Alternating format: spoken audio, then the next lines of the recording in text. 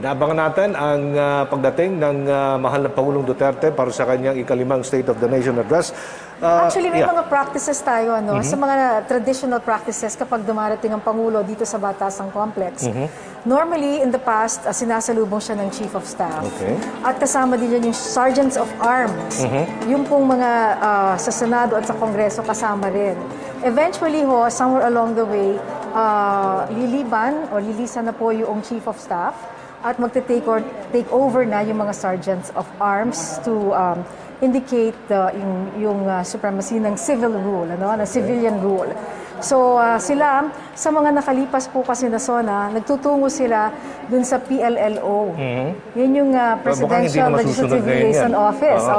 Kasi dyan po sa office... Mag-deviate tayo konti dito sa prosesong yan. Diyan kasi sa opisina na yan, yun yung pinaka-opisina ng Pangulo dito sa Kongreso. And in the past, nagpupulong po dyan ang Senate President at ang Speaker of the House, kasama po ang ilang pang mga miyembro or opisyales ng Kongreso. Dyan po sa PLLO. But of course, dahil we are on special times, under special circumstances, iba ho yung maaaring nating asahan mamaya paglapag po ng helicopter ni Pangulong Duterte dito po sa complex. In fact, kanina nabasa ko nga ang isang artikulo sa online JIC that the approval itong proposed Bayanihan to Recover as One Act, itong Bayanihan 2 on the third and final reading, ang top priority ngayon ng Senado.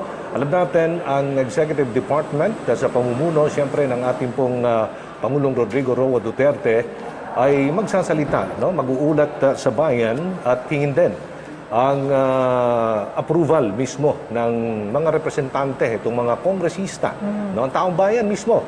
The representatives, the House of Representatives, itong mga kongresista ay mga representante ng bawat distrito ng ating mga botante at ang Senado ay sa buong kapuluan. So, mapapakinggan natin mamaya kung ano pa ang nais na hingin ng Pangulong budget, lalo na sa pagtugod natin sa pandemyang ito at ilang pang mga programang pang-ekonomiya, hindi lang sa COVID-19. Again, itong recovery plan ang asahan natin.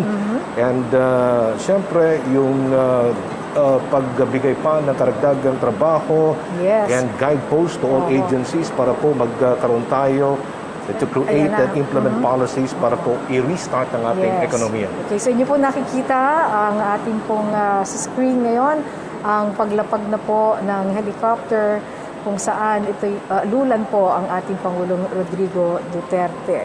Buti naman at nakisabay ang panahon. Kanina, napakalakas po ng buhos ng ulan, pero sandali lang, mga ilang minuto lang, di ba? 30 minutes to 45 minutes ang ulan dito po sa Batasang Pambansa. At halos hindi mo na nga mapansin na basa yung sahig ngayon, ang kalye.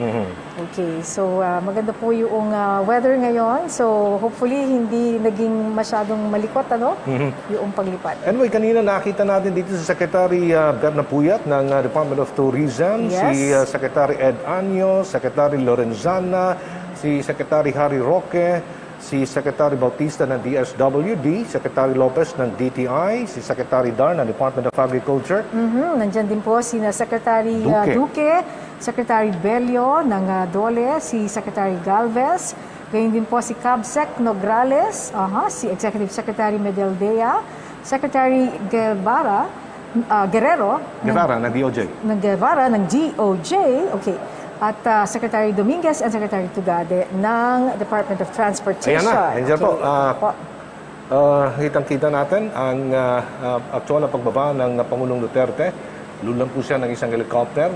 At may mga nag-a-assist sa kanya ngayon, mga kaibigan, papasok dito po sa Batasang Pambansa Complex. Kasama niya si Senator Christopher Bongo. Okay, and some personnel coming from the Presidential Security Group, mga PSG. Napagkaigpit po ng protocols ngayon dito sa Batasang Pambansa. Again, yung mga nakapag-swab test na siguro ay yung ibang mga secretaries. Yung mga nasa loob na nakapag-swab test na sila. Nauna po yung pag-swab test sa kanila. Lahat po kasi ng mga guests na talaga makakasama sa loob ng plenary session ay si nag-swab test na a few days ago dahil yung results niyan mga 2 to 3 days. Yung mga nagpa-rapid test kanina ay ang mga dito po sa labas ng session hall. So, papasok na po ng mismo sa plenary hall ang Pangulong Duterte. Again, hindi po natin susundin yung mga nakagawing tradisyon, no, ng State of the Nation Address dahil napaka-unique. Ika nga ang Sona 2020 because of the pandemic, itong COVID-19. Yes, and nabanggit nga ito na this is a blended type of Sona rin. Ano ho? To announce the arrival of President.Rodrigo. Pakinggan muna natin sa loob ng Batasang Pambansa. Ladies and gentlemen, the President of the Republic of the Philippines, Rodrigo Roa Duterte.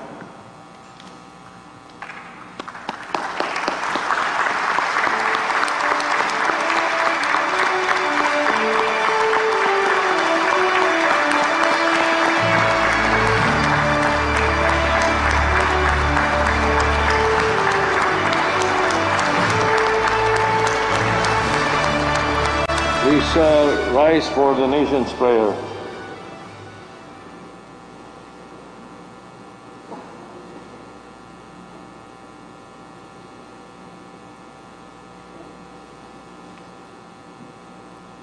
Makapangyarihang Allah, Makapangyarihang Ama, Makapangyarihang Ama, Makapangyarihang Ama, may gawa ng langit at lupa, bagamat kayo ang kataas-taas sa hari, kayo naman ang aming Diyos, na lubusang makabagin, at ang inyong kabaitan ay walang hali.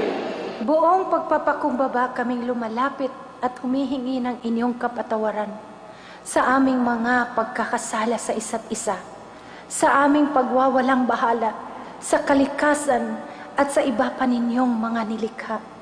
Hilumin ninyo kami, ang aming mga karagatan at mga kagubatan, marapatin ng muling maging daliwan ng inyong mga biyaya. sapagkat kayo ay patuloy na namamayani sa lahat, maging sa salot na aming kinatatakutan. tulungan ninyo kami na mahanap ang lunas sa laganap ng pagdurusa. Mangusap sa bawat puso namin, muling ipadama sa amin ang inyong pag-aadya. Patatagin ninyo ang mga kumakalinga sa mga may sakit, ang mga patuloy na nangangailangan sa amin, gantipalaan at pagpalain ang mga tumutulong sa nangangailangan, nang sila ay patuloy na tumatalima sa inyong pahiwatig. Itinatalaga namin sa inyong patnubay ang aming Pangulo. Mga namumuno sa pamahalaan at pribadong sektor, Pagbuklo rin kami sa pagharap sa mga hamong darating. Nang may pag-asa at katatagan ng pananampalataya. sa dulot ninyong laya at tagumpay. Sapagkat kayo ang aming dakila at kaunahang Panginoon, at ang inyong kaharian ay walang hanggan. Ipinagkatiwala sa inyo ang aming bayan, sa inyong pagmamahal, inihiling ang aming kaligtasan. Siya nawa. Please remain standing for the singing of the Philippine National Anthem.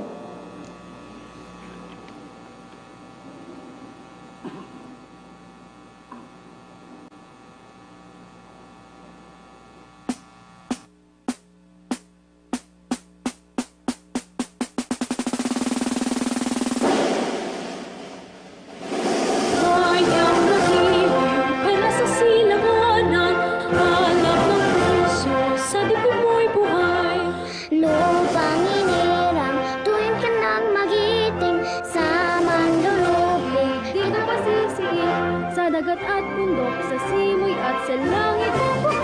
May dilagang tula at awit sa pagdayo minamahal. Ang kisat ng watawat mo'y tagumpay na nagniningning.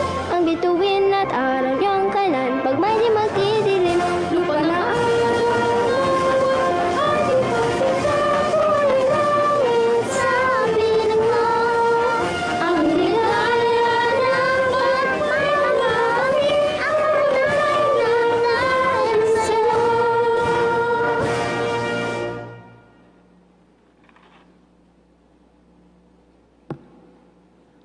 Ladies and gentlemen, honorable members of Congress, the President of the Republic of the Philippines, Rodrigo Roa Duterte.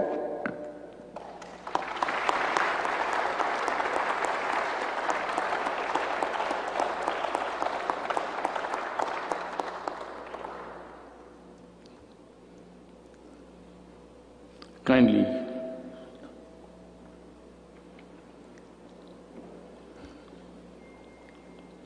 Senate President Vicente Soto III and the honorable members of the Senate, House Speaker Alan Peter Cayetano and the honorable members of the House of Representatives, Vice President Maria Leonor Robredo, former Presidents Joseph Ejercito Estrada and Gloria Macapagal Arroyo, Chief Justice Diosdado Peralta and the Justices of the Supreme Court, His Excellency Munter Mahfoud Salim Almantre, and the esteemed members of the Diplomatic Corps, Executive Secretary Salvador Mindaldia, and the members of the Cabinet, mga mahal kong kababayan.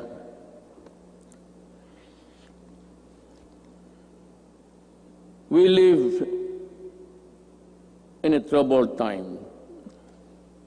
A dream of prosperity for our country was suddenly snuffed by a pandemic virulent virus. No nation was spared. Neither rich nor poor were exempt from the onslaught of this deadly disease. But let us not despair. The vaccine is around the corner.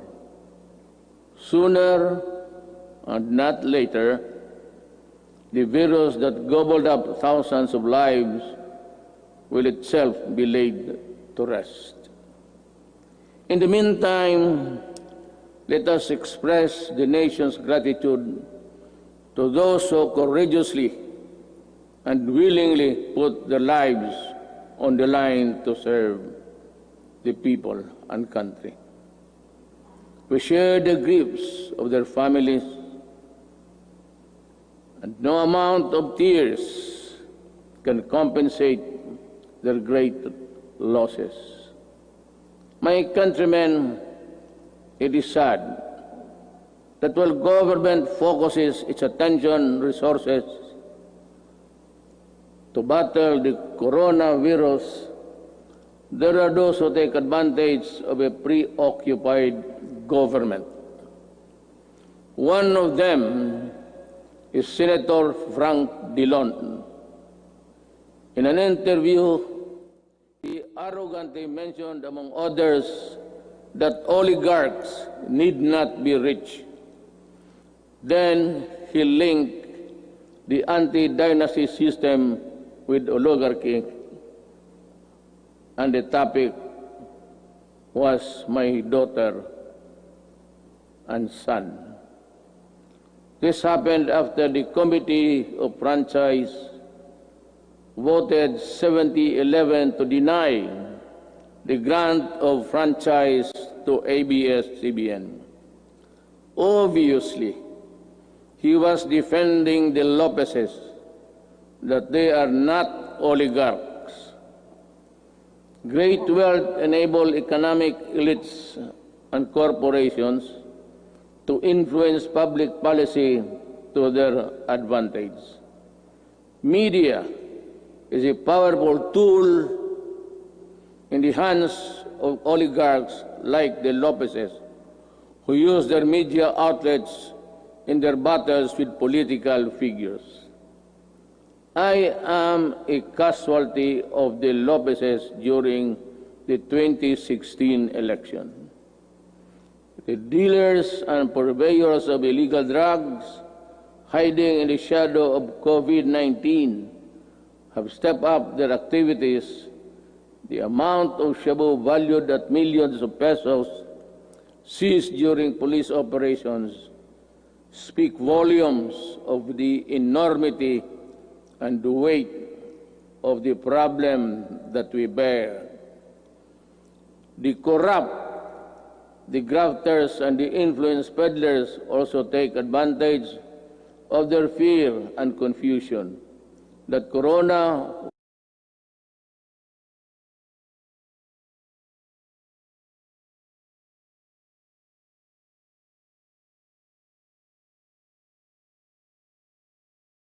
virus generates of pesos are not spared from corruption and ineptitude.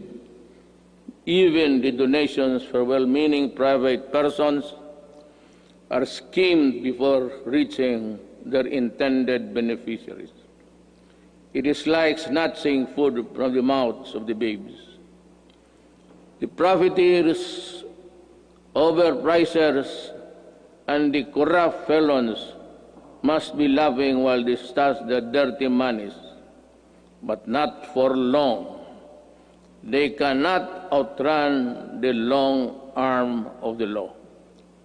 In these regards, the words of former President Ramon Magsaysay ring fresh and relevant today as the day they were said decades ago. He said, "We need men of integrity and faith like Rizal and Del Pilar, men of action like Bonifacio, men of inflexible patriotism like Mabini. We need their zeal, their self-reliance, and their capacity to work, their devotion to service, and their ability to lose themselves in the common cause of building a nation. If we allow greed and self-interest and ambition to rule us, then, as stated by one prominent physician, we will be left with nothing better than the lesser evil instead of the greater good.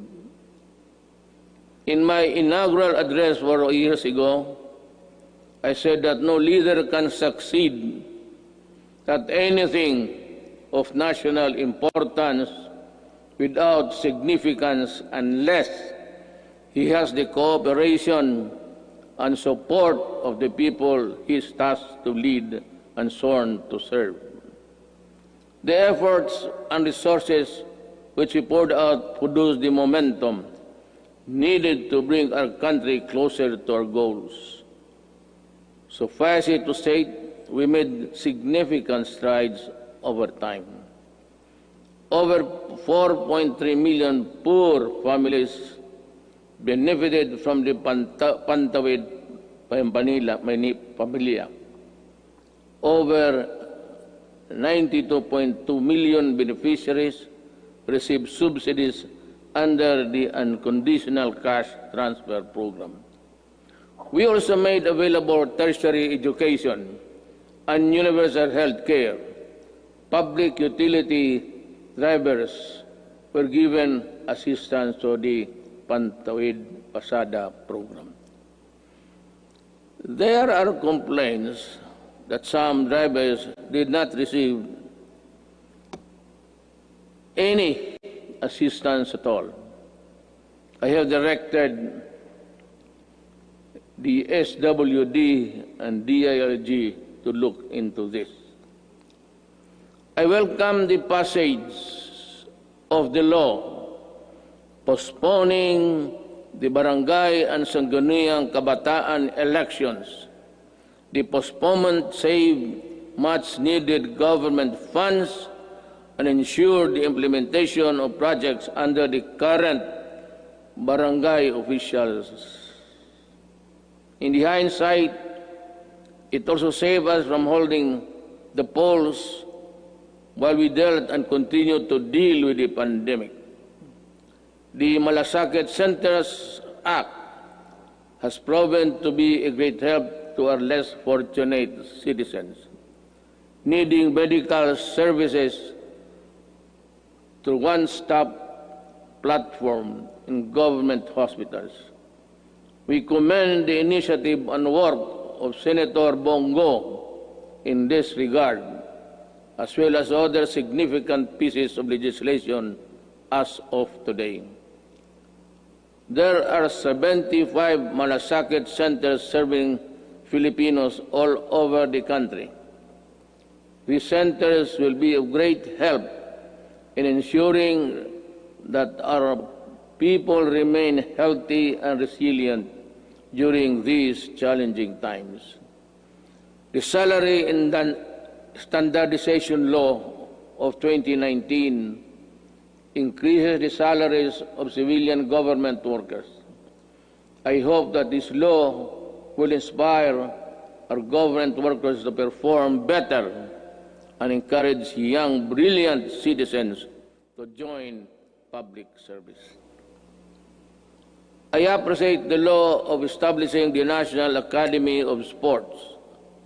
We can now give our deserving students and the support they need to excel in their chosen field of endeavors. With the commitment of key members of Congress, the Executive Department, the FISGOC, or the Philippine Sports Commission, and the Philippine Olympic Committee, are bound together with one vision to host the 30th Southeast Asian Games. Our athletes prevailed. More than that, we fostered pride, patriotism, genuine sportsmanship, and camaraderie in our South Asian brothers and sisters. Indeed, we won as one. To our business community and the general public, we assure you that the landmark ease of doing business and efficient government service Delivery Act has been gaining momentum. We are closer to eliminating over-regulation in government services.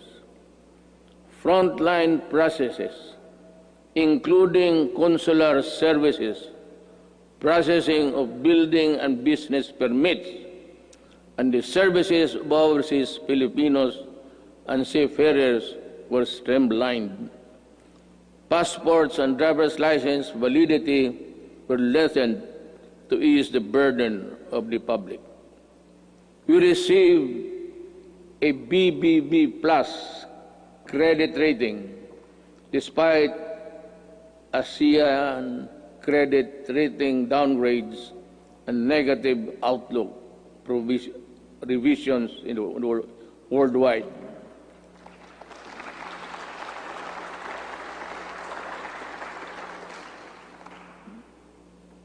The Japan Credit Rating Agency upgraded us from BBB plus to A minus last month. Meanwhile, Moody's has affirmed and maintained the country's ratings at Baa2 rather.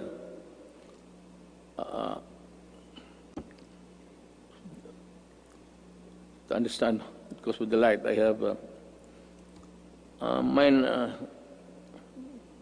eyesight is not as good as new. Our fiscal position is strong, our economic fiscal management prudent, and our banking system robust. We are in a better position to weather the crisis caused by COVID-19 global pandemic. We have accomplished significant infrastructure projects under the Build program. I will not dwell lengthily on the nitty-gritty of our infrastructure accomplishments now, lest I bore you.